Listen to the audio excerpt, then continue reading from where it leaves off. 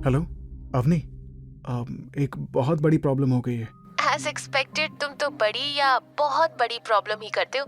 अब क्या कर दिया तुमने? एक्चुअली मैं पापा के साथ एंटीक शॉप पर आया था, लेकिन अचानक यहाँ पर एक स्टैचू जमीन पर गिरकर टूट गया। तो अब ये लोग उस स्टैचू का पैसा मांग रहे हैं, 30 लाख। क्या 30 लाख एक स्टैचू के लिए? हाँ, मुझे कुछ समझ में।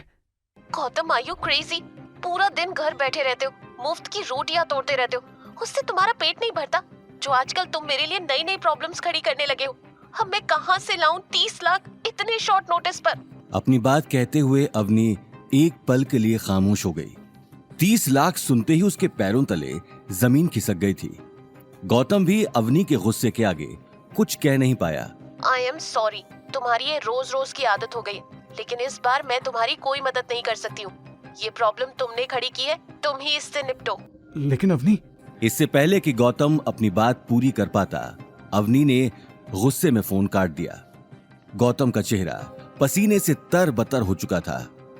आज गौतम और अवनी की शादी को 3 साल हो चुके थे, लेकिन गौतम आज भी अवनी के घर एक घर जमाई बनकर ही रहता था, जहां उसकी हैसियत एक नौकर जितनी ही थी। वो नौकर की ही तरह कभी सास की साड़ी आयरन करता तो कभी अवनी की गाड़ी साफ करता।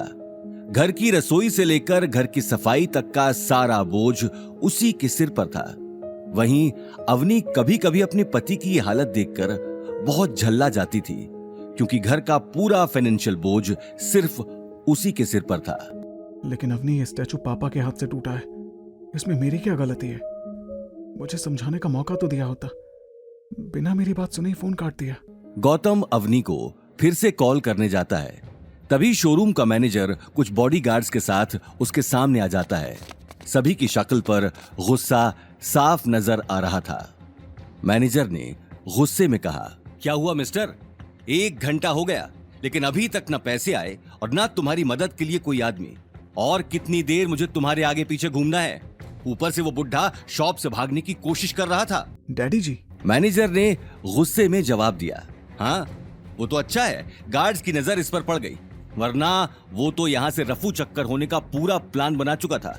देखो मिस्टर, 2 बज रहा है और 5 बजे तक अगर तुमने उस एंटीक स्टैच्यू के पैसे नहीं भरे तो मैं पुलिस को बुलाकर इस बुढ़े को अंदर करवा दूंगा, और ये बॉडीगार्ड तुम दोनों की खातिरदारी करेंगे, वो अलग से। समझ में आई मेरी बात? ये बात कहते हुए मैनेजर गुस्से में गौतम की आंखों में आंखें डालकर देखने लगा और अगले ही पल वहां से निकल गया। गौतम मैनेजर की बात सुनकर खामोश खड़ा रहा, लेकिन तभी एक 52-55 साल के एक बुजुर्ग आदमी ने उसके कंधे पर हाथ रख दिया।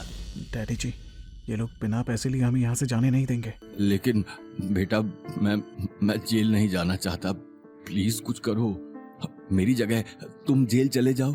आखिरकार हमारे परिवार ने तुम्हें 3 साल तक रहने के लिए छत दी है, इतना तो तुम मेरे लिए कर ही सकते हो। डैडी जी, मैं तो चला जाऊं, लेकिन ये बहुत स्ट्रिक्ट है। आपने अभी देखा ना कि किस तरह से वो मैनेजर धमकी देकर के आया है। इन्हें पैसे दे दो, मैं जेल नहीं जाना चाहता, कुछ भी करो लेकिन मुझे यहाँ से छुड़ाओ। डैडी जी, मैं क्या मदद कर सकता हूँ? ये लोग 30 लाख रुपए मांग रहे हैं और मेरी जेब में 30 रुपए भी नहीं है। आप तो जानते हैं मुझे खर्चे के लिए भी अवनी पैसा देती है। मेरे पास कोई नौकरी भी नहीं है जहां से पैसा आए। तुम अवनी को फोन करो, मैं उससे किया था, लेकिन इससे पहले कि मेरी बात पूरी होती उसने फोन काट दिया। 1 नंबर के यूजलेस जमाई हो तुम। मेरी बेटी के सामने अपनी बात भी नहीं रख सकते। कॉल लगाओ, मैं बात करता हूँ। गौतम ने बिना कुछ जवाब दिए अवनी का नंबर डायल कर लिया। इससे पहले कि रिंग पूरी होती, अवनी ने गुस्से में कॉल काट दिया। ये देखकर अनिल ने गौतम के हाथ से मोबाइल ले लिया और लगातार अवनी को कॉल करने लगा। कुछ देर बाद ही अवनी ने तंग आकर कॉल उठा लिया। गौतम, मुझे काम में डिस्टर्ब करना बंद करो, मैं आज तुम्हारी कोई मदद नहीं करूंगी। अवनी बेटा। डैड? बेटा प्लीज हमारी मदद करो। अगर इन लोगों को हमने पैसे नहीं दिए तो ये मुझे जेल में डाल देंगे। क्या? लेकिन आपको क्यों? गलती गौतम की है तो उससे जेल? बेटा, दरअसल वो स्टैच्यू मेरे हाथ से टूटा है। मैं उस स्टैच्यू की फोटो ले रहा था तो गलती से उस पर मेरा हाथ लग गया और वो जमीन पर गिर गया। डैड, गौतम हमारे घर पर कम प्रॉब्लम क्रिएट करता है, जब आप भी शुरू हो गए। बेटा, मैं ठीक है, कहाँ पर हो आप? मैं मॉम को लेकर आती हूँ। जोधपुर एंटीक्स, माधव नगर। ठीक है, मैं आती हूँ। अवनी ने अपनी बात खत्म कर फोन काट दिया और एक टक खाली दीवार को देखने लगी।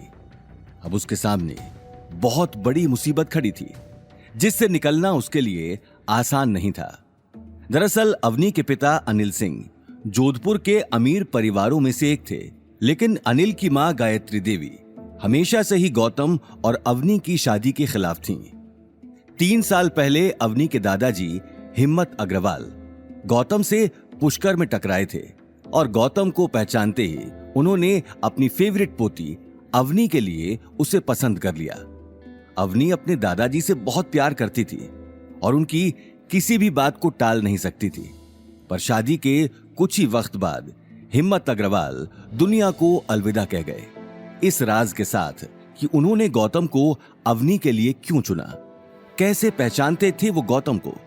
फिर उनके जाने के बाद परिवार की भागदौड़ उनकी पत्नी और अवनी की दादी गायत्री देवी ने अपने हाथों में ले ली। गायत्री देवी अपने परिवार के रुतबे और नाम का बहुत ध्यान रखती थी और साथ ही अपने परिवार में गौतम नाम का धब्बा बर्दाश्त नहीं कर पा रही थी। इसलिए उन्होंने हिम्मत जी के जाने के बाद अनिल और उसके परिवार को अग्रवाल मेंशन से अलग कर दिया। अवनी आज भी ये सदमा भूल नहीं पाई थी। वो दिखने में जितनी सुंदर थी उतनी ही दिमाग से तेज, लेकिन अब दिन रात उसके दिमाग में सिर्फ एक ही बात चलती रहती थी कि अपने परिवार की हालत कैसे सुधारी जाए। आज एक बार फिर उसके सामने मुसीबत खड़ी थी। वो अगले ही पल अपनी मॉम गीता के साथ माधव नगर जाने के लिए गई, जो जोधपुर का सबसे बड़ा एंटीक मार्केट था। वहीं दूसरी तरफ गौतम शोरूम के चारों तरफ चक्कर लगा रहा था। अनिल उसके पास में ही बैठकर अवनी के आने का इंतजार कर रहा था। उनके आसपास बहुत सारे लंबे चौड़े बॉडीगार्ड्स खड़े थे, जिनके हाथों में बड़ी बड़ी गन्स थीं। तभी उसी वक्त अवनी अपनी मॉम गीता के साथ शोरूम के अंदर आ गई। डैड, आप ठीक तो है ना? और ये सब हुआ कैसे? आप लोग इतने महंगे मार्केट में आखिर क्या करने आए थे? अनिल बिना जवाब दिए गौतम को देखने लगा। एक्चुअली वो हम आ ही रहे थे, लेकिन रास्ते में मार्केट दिख गया और डैड स्टैचू देखने के लिए अंदर आ गए। और फिर एज यूजुअल तुम ये काम भी ढंग से नहीं कर पाए। और अगर इन्हें ये स्टैचू देखने की इच्छा थी तो तुम इन्हें संभाल नहीं सकते थे। लेकिन मॉम, मैं क्या करता? डैड ने ही मुझे बाहर वेट करने को कहा था। इन्होंने कहा और तुमने मान लिया। इतने आज्ञाकारी कब से हो गए तुम? मॉम, ये सारी बातें हम लोग बाद में भी कर सकते हैं।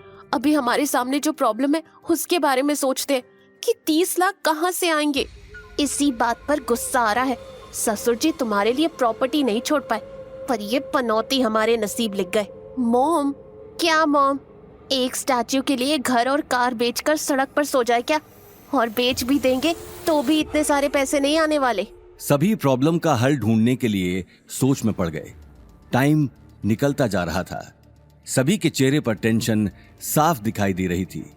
वहीं दूसरी तरफ मैनेजर की नजर बराबर अनिल पर ही थी। उसने पैसे मिलने की उम्मीद छोड़ दी थी और कमिश्नर साहब को इन्फॉर्म कर दिया और 3 घंटे पूरे होने का वेट करने लगा। साथ ही बॉडीगार्ड्स भी मैनेजर के कमांड के इंतजार में थे। डैड, हम दादी सा से मदद नहीं मांग सकते क्या? मैं बाद में उन्हें सारे पैसे दे दूंगी। वो कभी हाँ नहीं करेंगी और इसकी वजह तुम अच्छे से जानती हो। हाँ, लेकिन एक बार पूछने में क्या हर्ज है? मैं कॉल करती हूँ।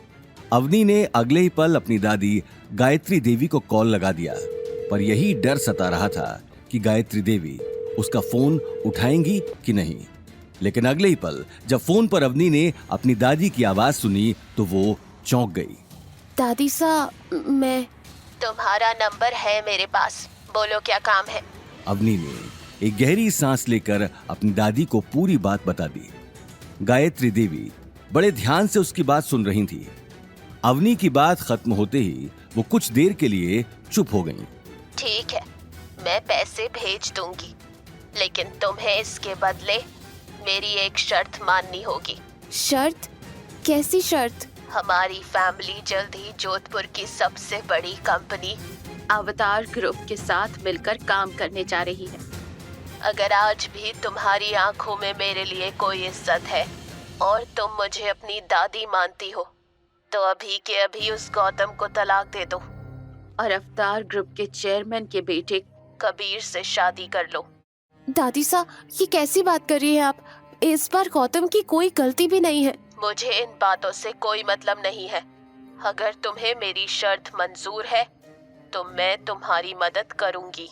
लेकिन मेरे पापा आपके बेटे हैं, आप अपने ही बेटे के साथ।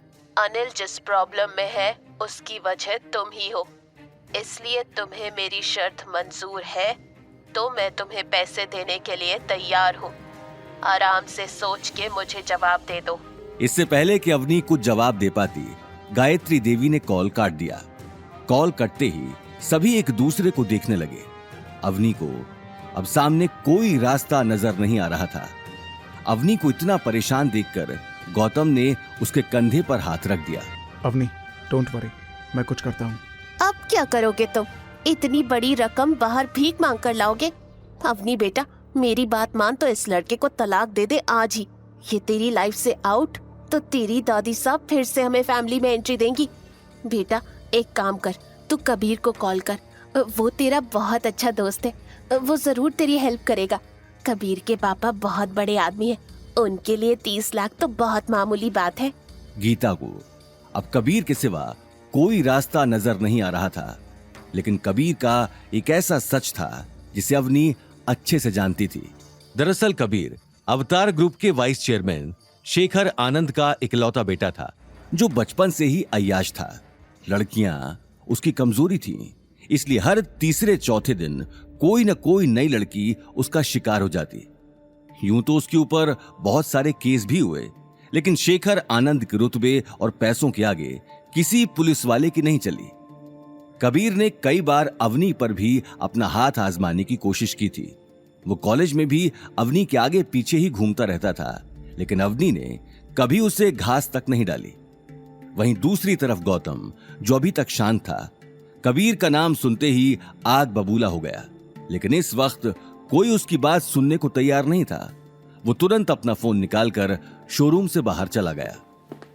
शोरूम के बाहर जाते ही उसने मोबाइल में एक नंबर डायल कर लिया। जैसे जैसे उसे फोन की रिंग सुनाई दे रही थी, वैसे वैसे उसकी धड़कनें तेज होती जा रही थी।